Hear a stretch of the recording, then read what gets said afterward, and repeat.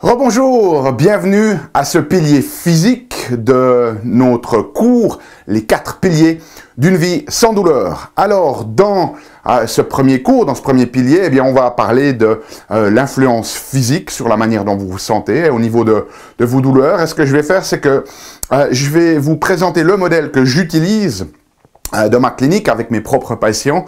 Bien évidemment, c'est un modèle qui est en évolution constante, mais c'est un modèle qui est aussi très efficace. Il a été développé depuis maintenant bientôt 20 ans avec des milliers et des milliers de patients qui viennent me voir pour aller mieux et pour avoir moins de douleur. Donc, il va vous être très utile à vous pour pouvoir, si vous n'avez pas trop de douleur, continuer à vivre une vie sans douleur, ou alors si vous avez des problèmes de douleur, qu'elles soient récurrentes, qu'elles soient chroniques, ça va vous donner vraiment une espèce de carte qui va vous permettre de naviguer cette problématique et de pouvoir trouver des solutions qui sont, elles aussi, efficaces. Alors, avant d'entrer dans le vif du sujet, ici, j'aimerais quand même juste revoir une ou deux choses que nous avons vues dans l'introduction. Et vous vous souvenez, dans l'introduction, je vous ai parlé de différents types de douleurs. Alors, il y avait 3 types de douleurs dans la manière dont la science les décrit. C'était les douleurs nociceptives, les douleurs inflammatoires et les douleurs pathologiques. Alors, la question, c'est toujours de se dire, voilà, est-ce qu'on a vraiment besoin d'intervenir sur les douleurs? Parce que ça, c'est une question fondamentale. Notre corps a ses propres capacités de guérison, et on l'a vu, la douleur nociceptive est en fait une forme d'alarme, une forme de message. La douleur inflammatoire est une forme de protection du corps pour éviter que l'on reblesse une zone qui a été touchée ou lésée.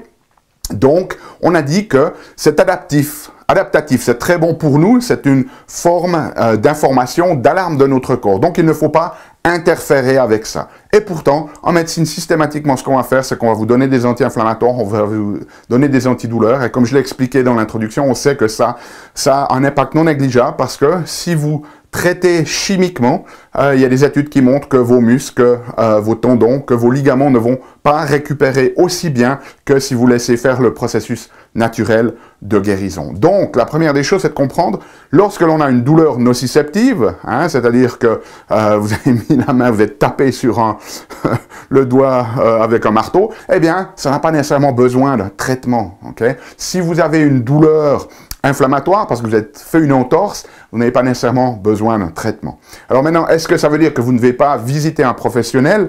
Non, on va y revenir. Ça vaut la peine d'avoir quelqu'un qui vous guide, mais je vais vous expliquer quel est en fait son rôle. Et puis ensuite, eh bien, la notion de douleur pathologique, eh bien, comme on l'a vu, ce sont ces douleurs chroniques, où le système d'alarme du corps est devenu dysfonctionnel. Et à ce moment-là, on a besoin d'une intervention, mais de nouveau, vous allez voir, il ne faut pas venir traiter la douleur elle-même. Si vous vous souvenez bien, je vous ai dit que, vous vous souvenez dans l'introduction, on a ce système d'alarme de la douleur qui est un petit peu comme le compte-tours du moteur de votre voiture, et que, en fait, le degré de douleur que votre cerveau va décider de générer dépend essentiellement de sa perception, qu'elle soit réelle ou imaginaire, ou qu'on ait une menace réelle ou potentielle. Eh bien, ça dépend en fait du degré de menace ou de danger que le corps ou que le cerveau perçoit. Si vous êtes bien, si vous vous sentez détendu, en sécurité, et que vous avez une forme de bien-être intérieur, eh bien, ce système d'alarme, il va vraiment diminuer et votre corps ne va pas produire de douleur. Si vous avez une perception du danger, qu'elle soit consciente ou inconsciente, que le danger soit réel ou potentiel, eh bien, votre corps va décider de générer de la douleur. Donc, ce que l'on va devoir faire dans ces cas-là, ce n'est pas d'essayer de venir traiter la douleur, mais en fait, c'est de redonner de la sécurité, redonner du bien-être au système dans son entier. Ensuite, je parlais aussi de l'expérience de la douleur, si vous vous souvenez, et je disais qu'il y avait différents types de douleurs. La douleur du danger, qui est cette perception que le cerveau a d'une menace ou d'un danger et qui va lui donner la décision ou qui va prendre la décision de générer de la douleur. Là, on va en reparler de ce qu'on peut faire dans ces cas-là. Puis ensuite, on avait la douleur de découverte où finalement, on se rend compte que c'est un message du corps. Donc, si on est dans un type de douleur de découverte, de nouveau, il ne faut pas venir interférer avec sa douleur. Il n'y a aucune raison de traiter la douleur, c'est juste un message. Et une fois que l'on recrée de l'équilibre, le message va disparaître lui-même. Et puis finalement, il y avait cette douleur de distraction qui peut interférer intervenir certaines fois lorsque le corps ou le cerveau n'est pas prêt à aller revisiter des vieux traumatismes. À l'intérieur, il crée de la douleur parce qu'il est plus habitué à ça et c'est une distraction pour ne pas rester présent avec les émotions qui peuvent être à l'intérieur, par exemple. Si vous n'avez pas vu l'introduction, je vous invite à la revoir avant de voir cette vidéo. Vous allez mieux comprendre ce petit résumé que j'ai fait. Donc, nous disons, dans certains cas, lorsque l'on a cette notion de danger, à ce moment-là, il faut intervenir. Mais de nouveau, il ne faut pas aller traiter la douleur.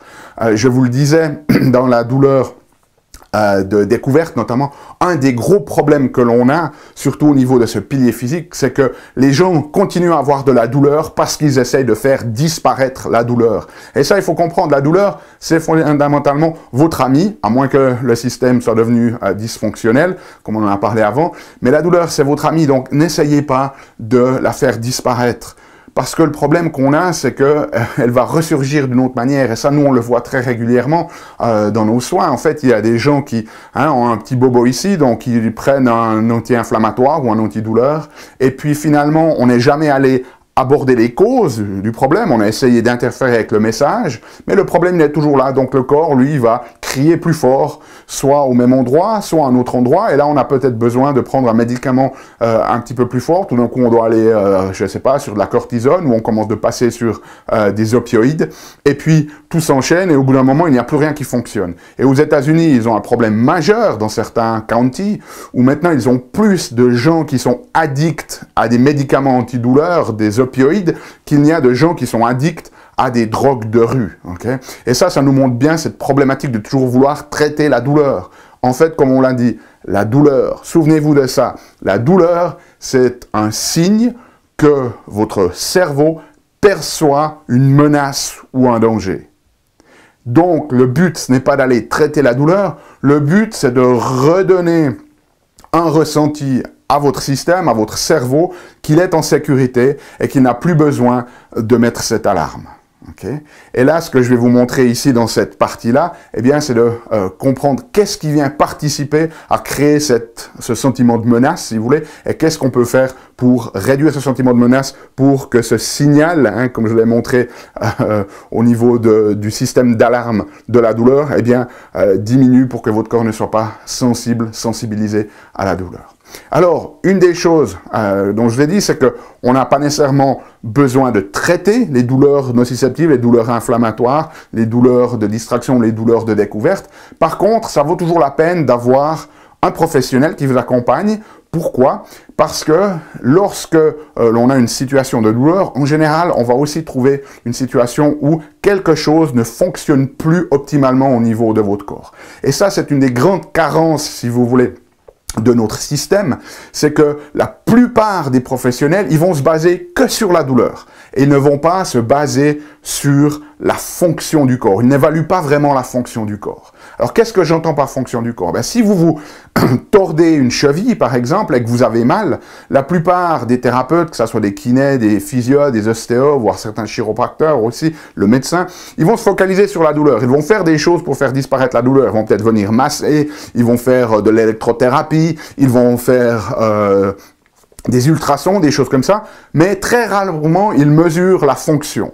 La fonction pour voir si ça fonctionne bien. Nous, on le voit systématiquement. Des gens, par exemple, qui se sont tordus la cheville, qui ont eu un traitement, ils ont moins mal à la cheville, mais ils se la retordent régulièrement parce qu'il y a quelque chose qui a été déstabilisé dans les tissus et jamais personne ne teste la fonction. J'ai eu dernièrement une patiente qui est arrivée, 2 ans de mal au genou. Alors, on a commencé par de la physio, ça fonctionnait pas. On a fait des injections, ça fonctionnait pas. On est allé chirurgicalement gratter à l'intérieur de genou, ça n'a pas fonctionné. Et quand elle vient dans mon cabinet, la première des choses que je fais, c'est de tester la fonction de son genou, de voir s'il y a de la stabilité. Et 2 des muscles les plus importants pour stabiliser son genou ne fonctionnent pas. C'est-à-dire que lorsqu'on met une résistance contre ces muscles, ils sont complètement faibles, alors que de l'autre côté, tout fonctionne bien. Donc comment voulez-vous que ce genou guérisse s'il n'a pas la stabilité dont il a besoin? Et personne a testé la stabilité du genou de cette personne-là. Et une fois qu'on a découvert qu'il était instable, on a été chercher aux causes. Et dans son cas en particulier, elle, c'était des problématiques de mécanique du bassin. Et une fois qu'on a stabilisé ça, devinez quoi, son genou a commencé à aller mieux alors qu'on n'a jamais touché son genou. Donc l'idée ici, c'est de pouvoir trouver un praticien qui va non seulement évaluer ce qui se passe au niveau de votre douleur, mais qui va comprendre que très souvent, ces douleurs, c'est la décision du cerveau qui se sent menacé parce que quelque chose ne fonctionne plus comme il devrait, et donc le but c'est d'aller découvrir ce qui ne fonctionne pas, et pour ça il faut pouvoir tester la fonction. Alors qu'est-ce que ça veut dire tester la fonction? Eh bien au niveau musculo-squelettique, qui est un des aspects les plus importants de génération de douleur, eh bien il y a différents types de fonctions. Vous pouvez avoir l'amplitude des mouvements, c'est un type de fonction, mais une des fonctions les plus importantes c'est la force.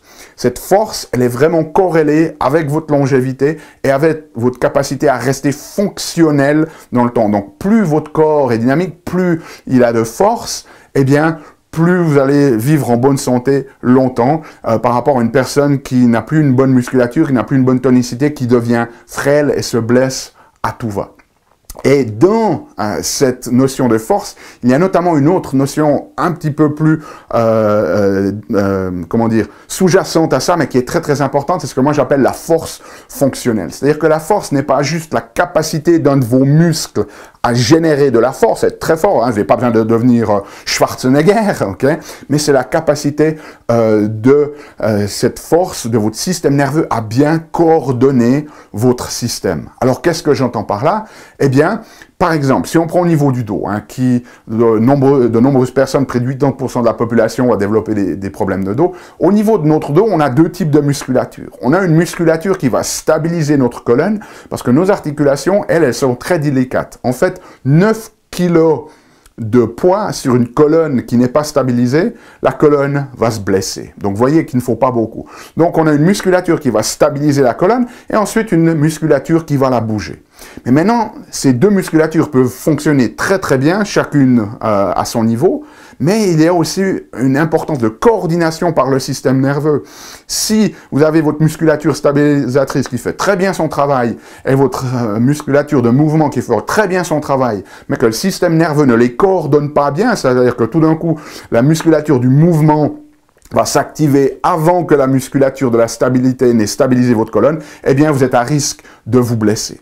Donc, il y a des questions de coordination. Et dans la vie de tous les jours, eh bien, on a un certain nombre d'éléments. Par exemple, lorsque je marche, hein, je vais mettre un pied en avant, alors vous n'allez peut-être pas bien le voir, je vais exagérer, mais je mets un pied en avant et le bras opposé en avant. Et dans cette position, si je regarde, il y a un certain nombre de choses qui vont se passer. Ce muscle ici, lui, va devoir se contracter pour amener mon bras devant. Techniquement, nous, on appelle ça une facilitation.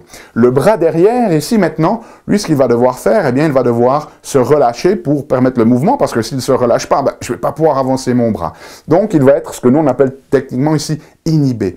Donc, moi, lorsque je vais vous évaluer, ce qui va se passer, c'est qu'on ne va pas seulement regarder votre force, hein, regardez où vous avez les douleurs, mais de voir si votre corps fonctionne bien, si vous avez une force fonctionnelle. Donc, dans cette position-là, si je teste ce muscle ici, il doit être fort. Par contre, le muscle de derrière, si je le teste, lui, eh bien, il va avoir une faiblesse. Et dans ce cas-là, c'est normal, c'est qu'on a une bonne coordination. Mais on peut trouver, par exemple, que si vous êtes dans cette position-là, je vous teste, hop, ce bras-là, il n'arrive pas à s'activer, il n'est pas bien facilité. Donc, ça veut dire que le système ne coordonne pas bien.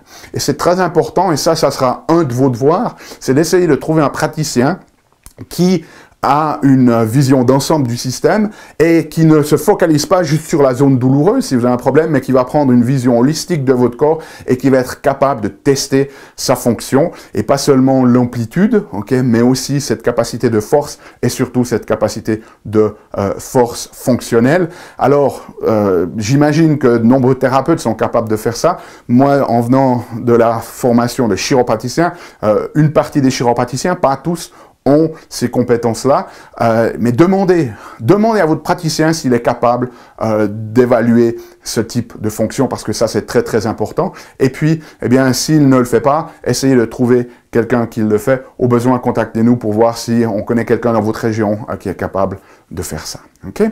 Donc, maintenant que je vous ai donné ce contexte, hein, qui est, certaines douleurs, on n'a pas besoin de les traiter. Par contre, le temps va se faire. Et puis, 2, par contre, c'est important d'avoir quand même un professionnel qui monitore l'évolution pour s'assurer qu'au-delà de la douleur, que le corps n'a pas été perturbé dans sa fonction, et si la fonction était perturbée, de s'assurer que le corps arrive à la récupérer, ou sinon qu'on mette une intervention sur l'amélioration de cette fonction sans jamais interférer avec les processus naturels de guérison du corps. Okay? Ça, c'est très très important. Maintenant, on a dit, dans certains cas, votre corps va continuer à perpétuer de la douleur, soit de manière chronique, soit de manière récurrente, parce qu'il a la perception d'un danger ou d'une menace, et que ce danger, on a vu, il y avait plusieurs choses qui y participaient, il y avait vos émotions, vos mémoires, votre éducation, mais aussi les informations du corps, que peut-être certaines zones ne fonctionnent pas comme elles devraient.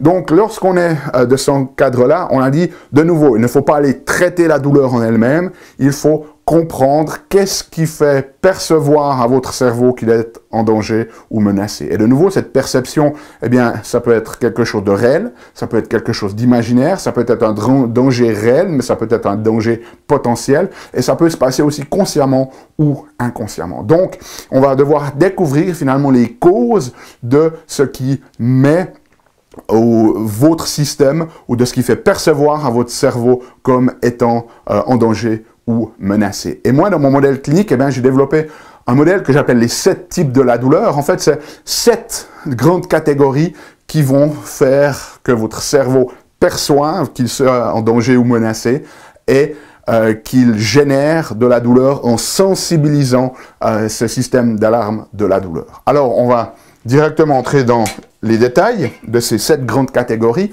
et vos devoirs à vous pour cette partie ici de ce pilier physique, eh bien, ça sera de vous poser certaines questions, mais aussi surtout de, si vous avez des problématiques, de trouver les bons thérapeutes, les bons professionnels de la santé qui vont vous permettre de pouvoir finalement vous aider à améliorer la fonction dans ces différentes catégories. Alors, juste une chose avant qu'on parte dans les détails, j'ai développé ce modèle, donc ça veut dire que nous, dans notre prise en charge, on offre une prise en charge qui va prendre ces différentes dimensions.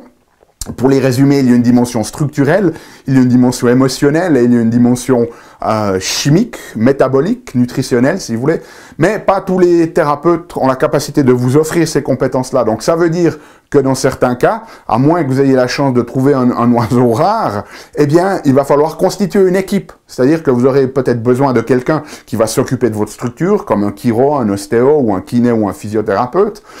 Il va falloir que vous ayez quelqu'un qui va pouvoir aborder la dimension nutritionnelle, donc un nutritionniste, et puis quelqu'un qui va travailler sur l'aspect émotionnel, que ce soit un psychologue si vous faites une entrée par l'esprit, ou quelqu'un qui fait un travail corporel, émotionnel, parce que ça existe aussi. Vous allez devoir constituer votre équipe et ça sera à vous un petit peu de chercher cela. Alors, la première cause ou la première type de douleur, c'est ce que moi j'appelle le type mécanique.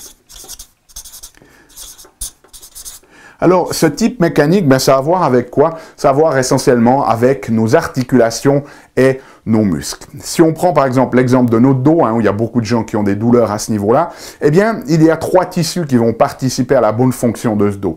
En superficie, on aura la musculature, avec différentes couches. Un petit peu plus en profondeur, tout ce qui est articulaire, avec la colonne vertébrale, les disques, les articulations postérieures. Et puis ensuite, on aura le système nerveux qui va coordonner tout ça. Pour moi, la mécanique, c'est une problématique qui va toucher une personne qui globalement est en bonne santé, qui n'a pas vraiment de stress, donc qui n'est pas sous tension, et puis qui tout d'un coup, eh bien, se blesse soit par un traumatisme extérieur, soit parce qu'elle fait des mouvements répétitifs ou qu'elle a des postures qui sont inappropriées. Et à ce moment-là, eh bien, on va pouvoir aller travailler au niveau articulaire, au niveau musculaire, soit de la physiothérapie, ça peut aider à ce niveau-là, soit de la kiné, soit de l'ostéopathie, soit de la chiropractique traditionnelle. Peu importe, mais on est dans des couches encore superficielles de cette musculature, de ces articulations. On n'a pas besoin de trop se préoccuper du système nerveux dans ces cas-là. Et là, ce qui est important, eh bien, c'est de pouvoir venir améliorer la fonction. Alors, une chose. Premièrement, ce qu'il faut savoir, c'est que vous avez besoin de quelqu'un qui est spécialisé là-dedans. votre médecin, à part s'il a fait des études complémentaires en médecine manuelle, il ne va pas nécessairement pouvoir répondre à vos besoins. Il y a des études qui ont été faites, notamment aux États-Unis, où ils évaluent des compétences des praticiens en matière musculo-squelettique. Il y a des examens standards. Et dans les études qui montrent ces examens-là, lorsqu'ils les font passer à des médecins en dernière année, voire à des résidents, c'est-à-dire une fois qu'ils ont fini leur médecine, leur première année, si vous voulez, à l'intérieur de l'hôpital, il y a 80%, hein, et ça c'est pas juste une étude, c'est plusieurs études, 80% de ces praticiens qui sont en échec à ce test-là. C'est-à-dire qu'ils ne maîtrisent pas les bases des connaissances cliniques musculo-squelettiques, parce qu'il faut savoir, les médecins ont tellement à apprendre, hein, ils doivent savoir tous les organes aussi, qu'ils ne sont pas spécialisés là-dedans. Et même dans certaines spécialisées, comme les orthopédistes, eh bien, certains, des taux moins élevés que chez les étudiants, mais des taux quand même significatifs, sont en échec dans ces examens parce que ils ont quoi? Ils ont une vision chirurgicale, si vous voulez, du système musculo-squelettique et pas une vision fonctionnelle. Et chez les praticiens, chez les médecins, c'est un peu mieux que chez les étudiants de dernière année et les résidents de première année, mais il n'y a que 35% des gens qui passent cet examen de compétences. Donc on voit que ce n'est pas leur spécialité, c'est pas leur faute, ils ont tellement d'informations à gérer. Donc trouvez-vous quelqu'un qui est spécialisé, chiropraticien, c'est très certainement un des meilleurs praticiens que vous puissiez avoir, en tout cas ici en Suisse, parce qu'on est dans un modèle qui nous permet finalement de faire ce qu'on appelle du diagnostic différentiel, c'est-à-dire de s'assurer que vous n'ayez pas une autre problématique qui se cache derrière, comme des fractures, des cancers, des infections, des choses comme ça.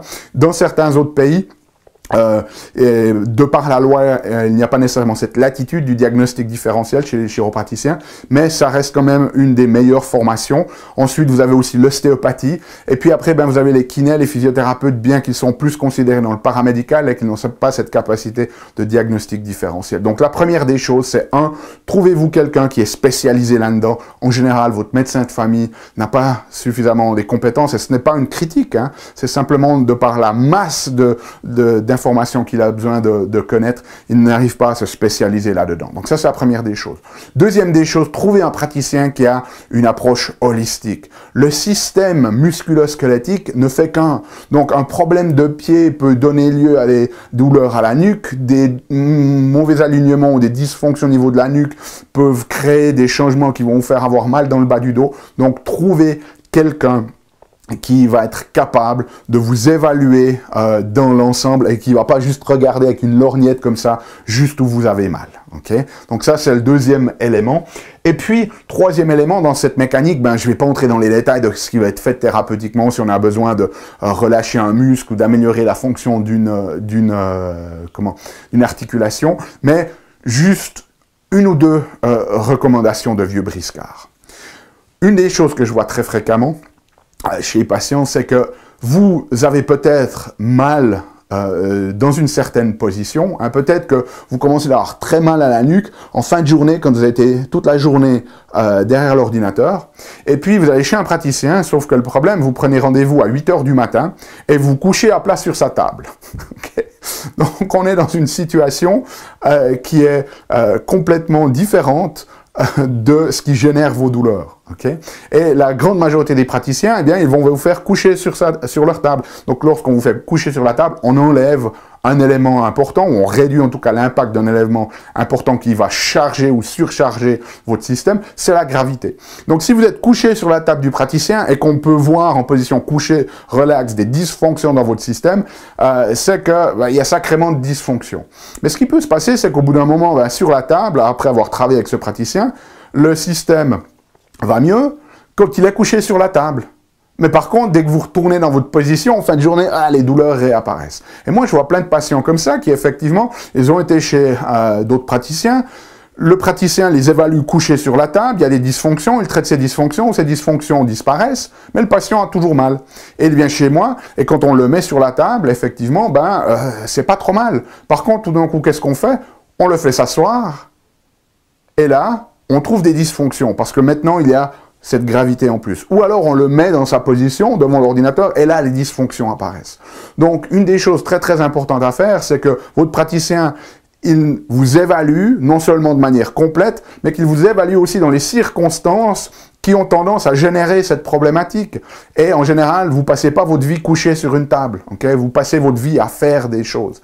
Et ça, c'est quelque chose qu'on le voit, par exemple, aussi chez les personnes qui sont des athlètes. Il y a certaines fois, ils ont des problèmes de genoux qui commencent au bout d'une demi-heure de course à pied. Et ils viennent chez moi, on les évalue, et là, sur ma table, relax, dans l'environnement actuel de la clinique, il n'y a rien. On ne trouve pas vraiment de dysfonction. Et ce qu'il faut faire, il faut aller les faire courir. Il faut aller les faire courir pendant 30-40 minutes, jusqu'au moment où la douleur apparaît, jusqu'au moment où le corps, tout d'un coup, part en dysfonction, et ils courent, et ils viennent directement en clinique à la suite de leur course, sans aucune pause, et là, tout d'un coup, on voit les dysfonctions qu'on peut commencer de traiter. Okay? Donc, au niveau mécanique, ces 3 principes. Numéro 1, trouvez-vous quelqu'un qui est un spécialiste là-dedans. Votre médecin ne sera très certainement pas suffisant. Numéro 2, assurez-vous que cette personne peut avoir une vision holistique, parce qu'en matière neuromusculo-squelettique, le système est un tout et tout peut tout causer.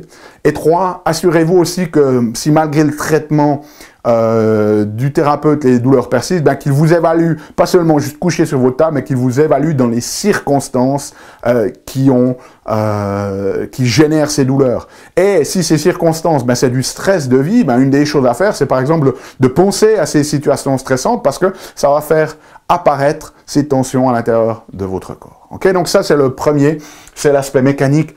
Normalement, si vous êtes juste dans un problème mécanique, vous avez ces douleurs qui doivent être réglées en quelques séances. Il n'y a pas besoin de beaucoup. Si vos douleurs sont récurrentes, elles peuvent s'exprimer mécaniquement, mais c'est qu'elles viennent d'ailleurs, et c'est ce qu'on va voir maintenant. Donc, le premier type, ou cette première dimension qui peut amener des informations à votre cerveau qui lui font décider de générer de la douleur, eh bien, c'est les problématiques mécaniques. Okay?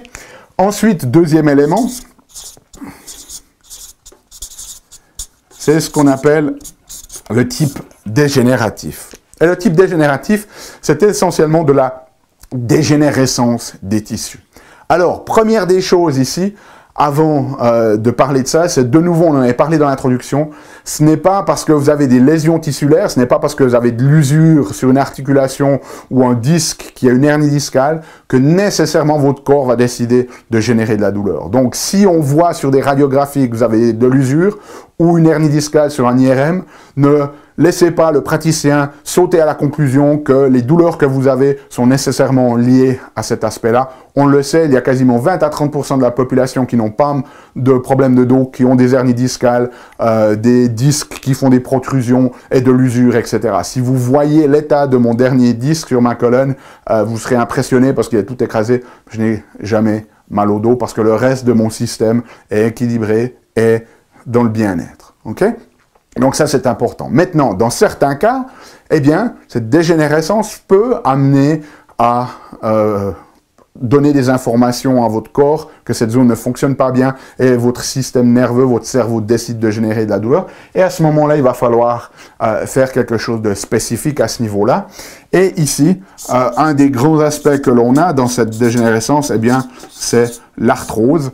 Et là, si vous avez de l'arthrose, eh bien, il y a un certain nombre de choses à faire. La première, ça sera de s'assurer que tout fonctionne au-delà de l'arthrose elle-même, que tout fonctionne bien dans cette zone-là et dans le reste du corps. Et puis, il y a aussi des interventions nutritionnelles qui peuvent être faites pour protéger ces cartilages. Je ne vais pas aller dans les détails ici parce qu'il y en a de nombreuses, mais sachez que c'est quelque chose qui est faisable. Donc, demandez à votre thérapeute ou à votre professionnel ce qu'il a à vous proposer aussi en matière nutritionnelle. S'il n'a pas les compétences, allez consulter un nutritionniste, ok? Et de nouveau, l'idée ici, c'est pas de balancer des trucs, par exemple du glucosamine. Allez, tout le monde a de l'arthrose, tout le monde a du glucosamine. Il y a plusieurs substances qui peuvent jouer un rôle et l'idée ici, c'est de voir si une substance, et nous on le voit systématiquement en clinique, il y a des personnes qui répondent mieux à une substance qu'à une autre. Et comment est-ce que l'on sait ça? Eh bien, on va évaluer la fonction. On va donner la substance à la personne et on va voir si la fonction s'améliore. Ça peut être une amplitude, ça peut être de la force, etc. Donc, de nouveau, il faut individualiser. Okay? C'est pour ça que je vous encourage à vraiment prenez un peu de temps pour rechercher finalement des professionnels compétents. Je suis sûr que vous prenez du temps pour organiser vos vacances, mais c'est tout aussi important de prendre un peu de temps pour organiser l'équipe qui va être là pour vous quand vous en avez besoin. Okay? Ensuite, deuxième aspect ici dedans, c'est ces aspects d'hernie discale. Et de nouveau, ces hernies discales, dans certains cas, c'est effectivement la cause de la problématique, alors il faut les traiter. Ça ne veut pas dire qu'on doit les traiter nécessairement par chirurgie. Il y a des cas, si c'est trop extrême, oui. Mais la plupart du temps, ça peut se gérer de manière naturelle et conservative. Une des choses qu'il faut savoir avec ces hernies discales, de nouveau, c'est qu'il ne faut pas juste traiter l'hernie discale elle-même, il faut aussi comprendre pourquoi est-ce que votre corps a créé une hernie discale. Parce que si vous laissez les causes à l'intérieur du système et que vous traitez juste cette hernie de manière conservatrice ou de manière chirurgicale, et que vous laissez les causes à l'intérieur, il y a de fortes chances que vous en développiez une autre, le niveau d'en dessous ou le niveau d'en dessous. Okay? Peut-être que ça vous est déjà arrivé. Moi, j'ai plein de patients qui arrivent, qui viennent me voir, ils en sont à leur 2e ou 3e hernie discale et ils viennent me dire « Ah, mon voisin m'a dit que vous aviez pu l'aider pour son hernie, qu'est-ce que vous pourriez faire pour moi ?» La notion ici, c'est plus juste de voir l'hernie, mais pourquoi votre corps, finalement, crée des hernies, et ça, c'est très, très important. Okay? Donc voilà pour ce deuxième type qui peut y participer, c'est ce système de déconditionnement. Pour revenir à cette notion des causes des hernies, très souvent, dans mon expérience à moi, c'est un des autres types dont on va reparler, qu'on appelle le type tensionnel, où le corps il est tellement sous tension, la colonne est tellement mise sous tension, notre moelle épinière tellement mise en traction, parce que lorsqu'on part en stress, en flexion, ici ça met de la tension dans la moelle épinière, eh bien le corps finalement crée une hernie discale pour essayer de relâcher le système. C'est un mécanisme adaptatif. Okay? Troisième niveau ici, c'est ce qu'on appelle le type de déconditionnement. C'est-à-dire que votre corps a perdu de son fitness. Et je vous parlais avant de l'importance de la force. Eh bien, comme je l'ai dit, il y a des études qui montrent que cette force, elle est corrélée avec votre fonctionnalité et votre longévité. Donc, c'est important de rester conditionné. Alors, dans ces conditionnements, quelques conseils, ici aussi un petit peu de vieux routard clinique ici, qui a vu des milliers de patients. Une des choses que la plupart des thérapeutes passent à côté, c'est la notion de respiration dans son rôle de stabilité. C'est-à-dire que lorsque vous vous déconditionnez, vous n'avez plus la stabilité dont votre système a besoin.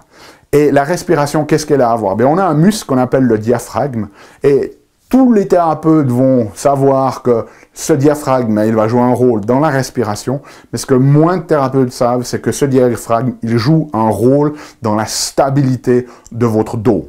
Okay? Et oui, voilà, c'est comme ça, le corps est complexe et holistique. Donc, si vous ne respirez pas bien, si votre diaphragme n'a pas une bonne fonction, vous n'allez pas non plus avoir une bonne stabilité au niveau de votre dos. Donc, si vous avez des problématiques récurrentes, une des questions à vous poser, votre devoir, demandez à votre professionnel ou votre thérapeute s'il a évalué la fonction de votre diaphragme, tant au niveau respiratoire qu'au niveau de la stabilité.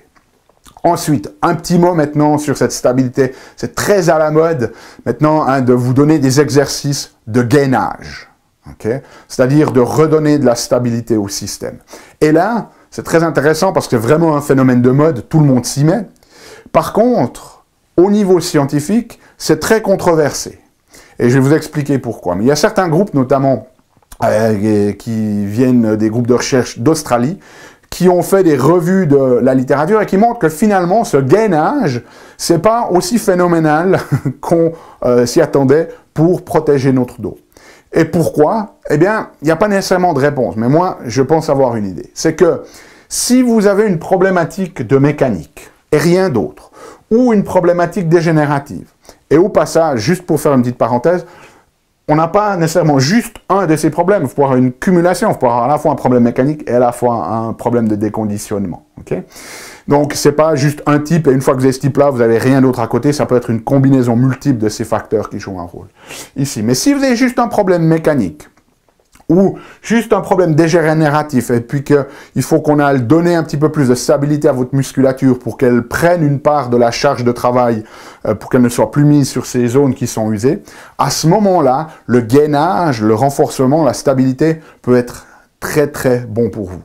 Par contre, si votre système est tout tendu, ce qu'on appelle le type tensionnel, okay, et qu'il y a déjà une surcharge sur votre système, et que vous allez encore faire du gainage, à ce moment-là, ça peut potentiellement être néfaste pour vous, parce qu'il faut savoir que le gainage, il va créer une charge supplémentaire. Quand vous allez contracter votre musculature, ça va mettre votre colonne en charge.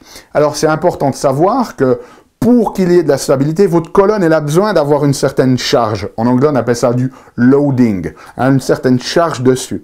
C'est normal, elle a besoin de ça pour sa stabilité, sinon elle est hyper mobile.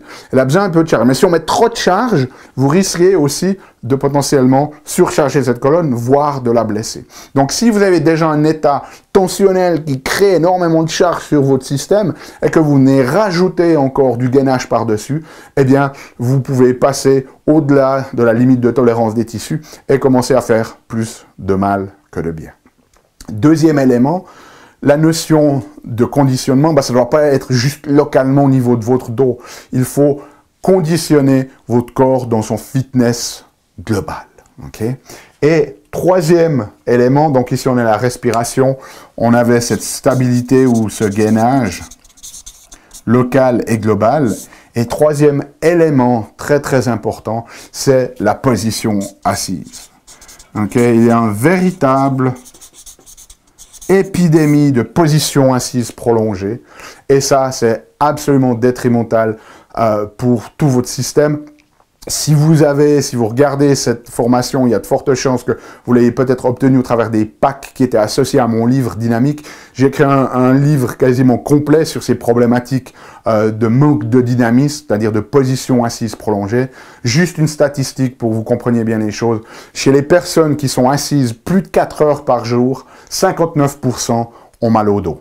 Alors que chez les personnes qui sont assises moins de 4 heures par jour, seuls 7% ont des problèmes de dos. Donc, ce déconditionnement par position assise qui engendre aussi une posture en flexion comme ça, c'est extrêmement néfaste pour votre corps. Donc, si vous êtes assis plus de 3 heures par jour, mettez en place des stratégies pour réduire ces risques. Le fait de faire du sport régulièrement ne protège pas contre ça. Il faut vraiment des stratégies spécifiques à ça. Et juste comme ça, petite tangente, la position assise prolongée, c'est la deuxième cause de mortalité évitable. Okay? Après la cigarette. Donc, voyez à quel point c'est vraiment dangereux pour vous. C'est même plus dangereux en fait que la malbouffe et le manque de sport ou l'obésité. Donc, mettez en place des stratégies. Si vous avez besoin d'aller plus loin, mon livre Dynamique peut vous aider à ce niveau-là. Donc, voilà le troisième élément ici, troisième type de douleur de déconditionnement. Quatrième élément à voir, c'est l'élément tensionnel. Okay?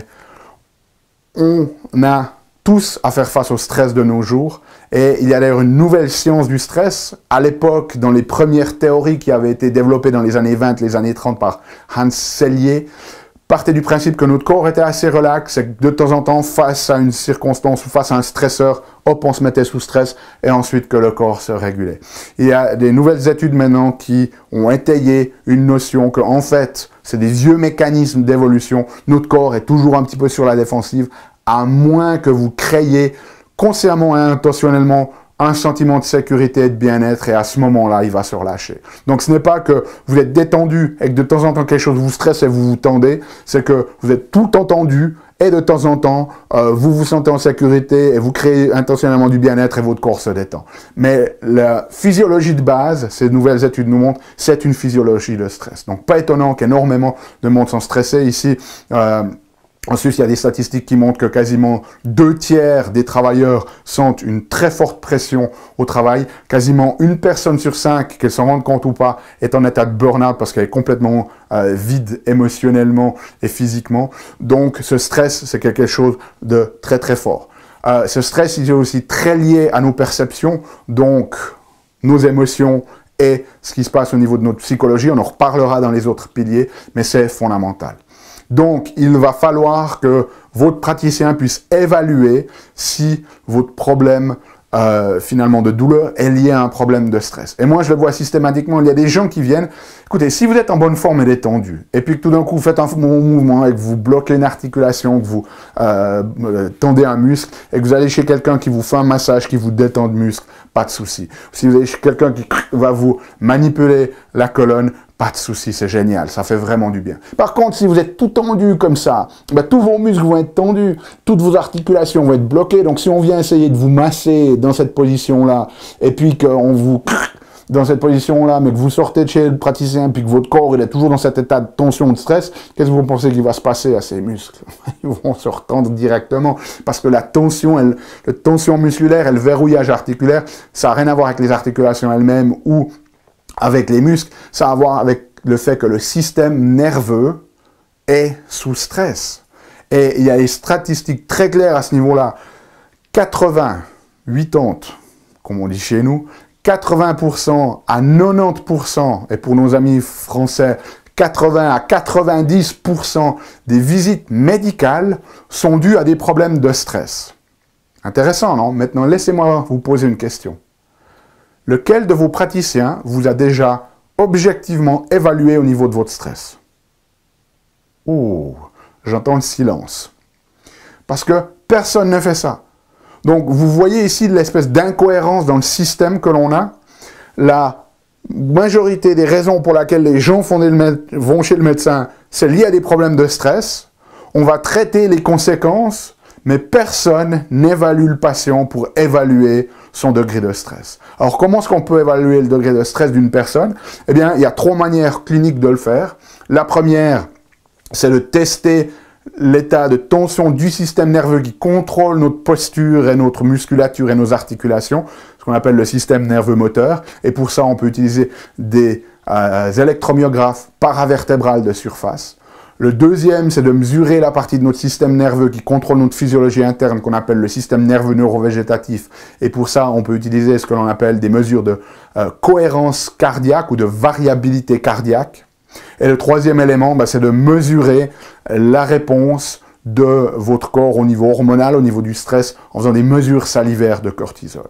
Donc, si vous n'avez pas un praticien qui est capable d'évaluer idéalement ces 3 dimensions, ou au moins une de ces dimensions, bien, essayez de trouver quelqu'un qui le fait. Posez la question. Hein, lorsque, de nouveau, vous préparez vos vacances, vous n'allez pas nécessairement juste trouver un endroit et hop, vous allez là. Vous allez chercher, vous allez peut-être chercher un hôtel, demander les prix à un autre dans la région, voir une autre région, etc. Donc faites la même chose, n'hésitez pas à contacter les praticiens.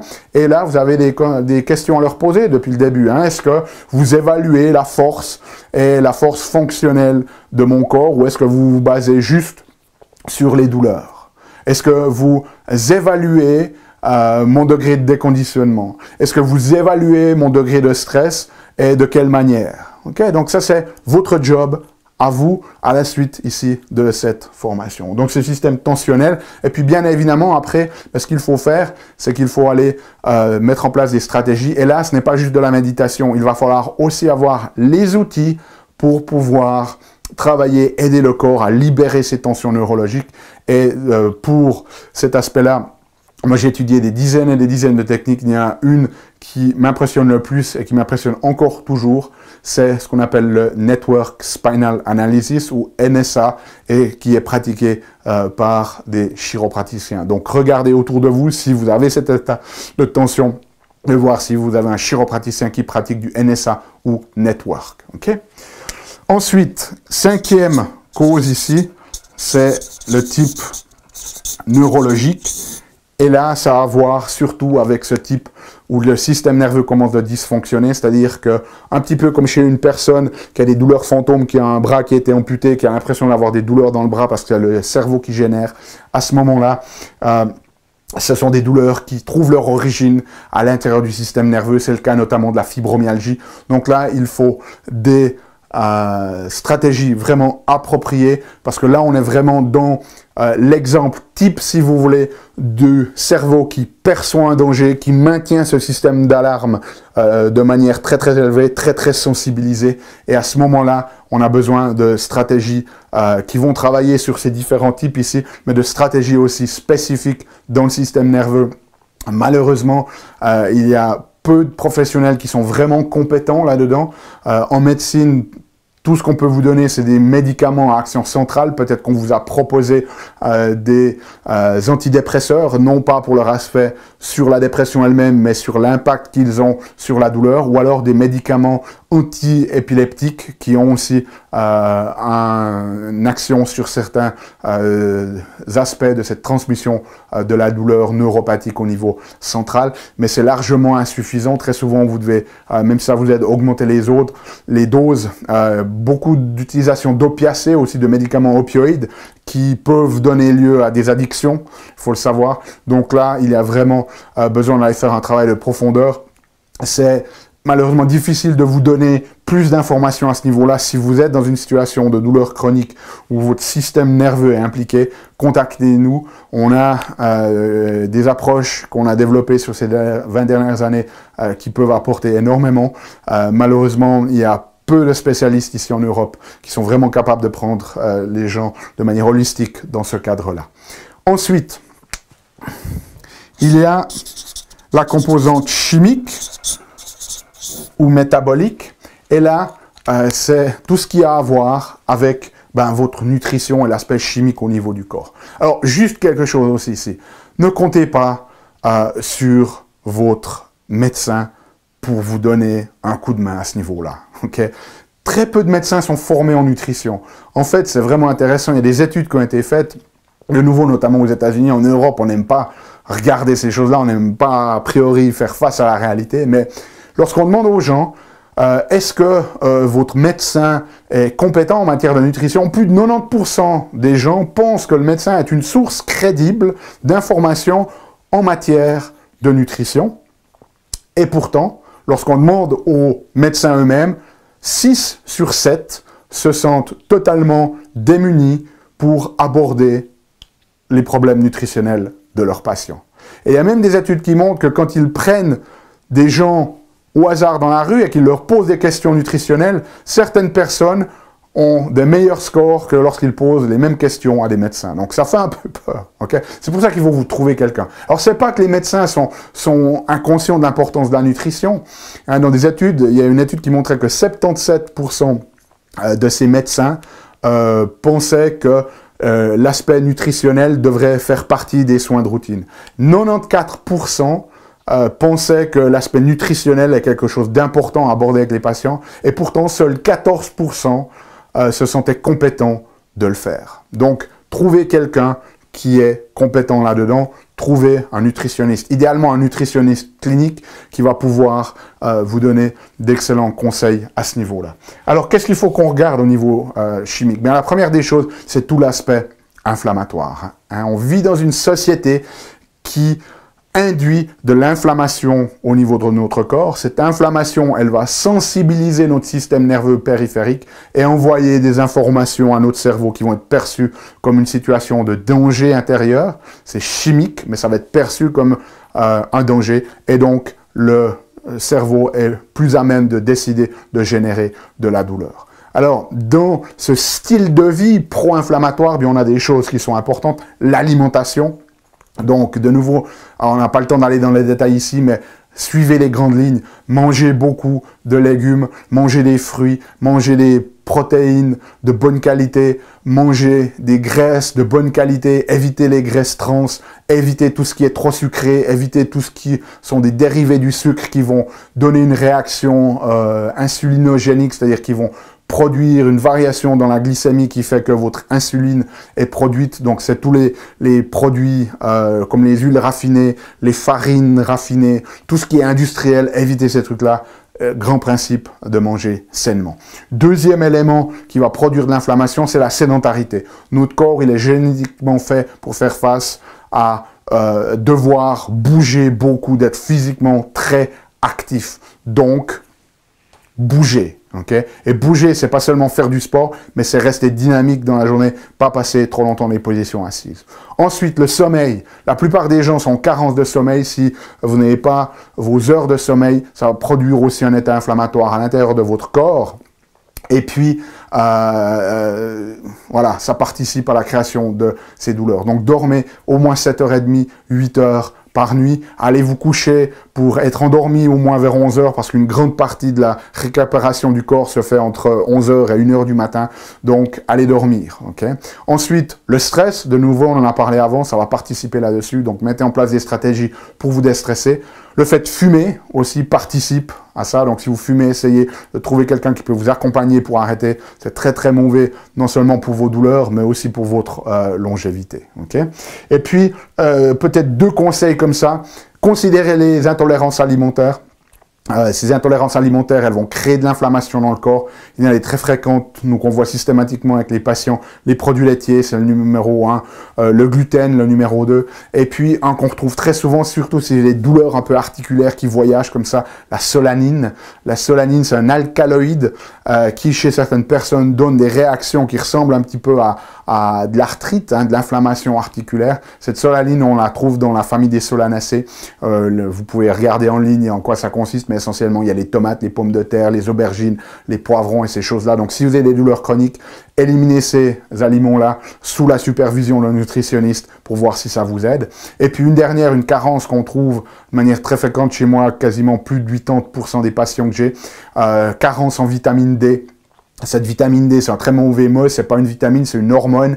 Et elle a une action anti-inflammatoire. Il y a d'ailleurs 3 ou 4 études qui montrent que les gens qui ont des douleurs chroniques, plus de 99% d'entre eux ont des carences en vitamine D. Et lorsque l'on remonte ces taux de vitamine D, eh bien, la douleur diminue. Ça ne veut pas dire qu'elle disparaît complètement, mais il va avoir un rôle. Donc là, 2-3 conseils un petit peu plus pratiques. Si vous avez vraiment des douleurs chroniques, évaluez la perspective ici de ces produits laitiers, du gluten et de la solanine. Et puis, faites mesurer vos taux de vitamine D par votre professionnel de la santé. Okay? Et puis finalement, le dernier type ici, je ne sais pas si vous le voyez encore, j'espère, on va le mettre peut-être ici, c'est le type existentiel. Okay, c'est essentiellement la notion de dire, voilà, j'en ai plein le dos, okay, et ça va s'exprimer par des douleurs dans votre corps. On va pas entrer dans les détails parce qu'on va y revenir dans le pilier sur le pilier spirituel. Okay? Donc voilà pour vous, voilà des informations qui vont vous donner vraiment des pistes. Comme je vous l'ai dit, vos devoirs à vous, eh bien, c'est d'aller poser les questions. Revoyez cette vidéo ici, hein, au travers, je vous propose des questions à poser aux professionnels. Et finalement, vos devoirs ici maintenant, c'est d'une fois dans votre vie, prendre le temps que vous preniez, par exemple, pour planifier vos vacances, pour planifier une équipe de professionnels qui va être là pour vous et qui va pouvoir vraiment vous aider à avoir cette vision holistique de votre organisme. Et dans les questions à vous poser, eh bien, revoyez ici les différentes choses. Est-ce que la personne évalue de manière holistique? Est-ce qu'elle évalue la force et la force fonctionnelle? Est-ce qu'au niveau dégénératif, elle est capable de vous donner des conseils, que ce soit au niveau nutritionnel pour cette arthrose, ou vous aider aussi à ce niveau-là, au niveau des conditionnements? Est-ce qu'elle va évaluer le rôle de votre diaphragme? Est-ce qu'elle va évaluer votre besoin de stabilité et de gainage? Est-ce qu'elle s'est assurée qu'il n'y a pas trop de stress pour que ce gainage ne soit pas contre-productif? Est-ce qu'elle va vous donner des conseils en matière de position assise? Au niveau tensionnel, est-ce qu'elle est capable de mesurer objectivement votre état de tension dans votre système nerveux et aussi au niveau corporel? Est-ce qu'elle a des compétences en matière de douleurs neuropathiques, de douleurs pathologiques pour vous aider à ce niveau-là? Est-ce qu'au niveau chimique, elle est capable d'évaluer si votre style de vie est pro-inflammatoire et de vous donner des conseils à ce niveau-là? Et puis au niveau existentiel, est-ce qu'elle peut vous accompagner et vous donner des pistes pour aller mieux? Et comme je vous l'ai dit, à moins que vous trouviez un oiseau rare qui a dédié sa vie à créer des modèles systématiques ici, comme je vous ai présenté, à ce moment-là, vous allez devoir créer une équipe.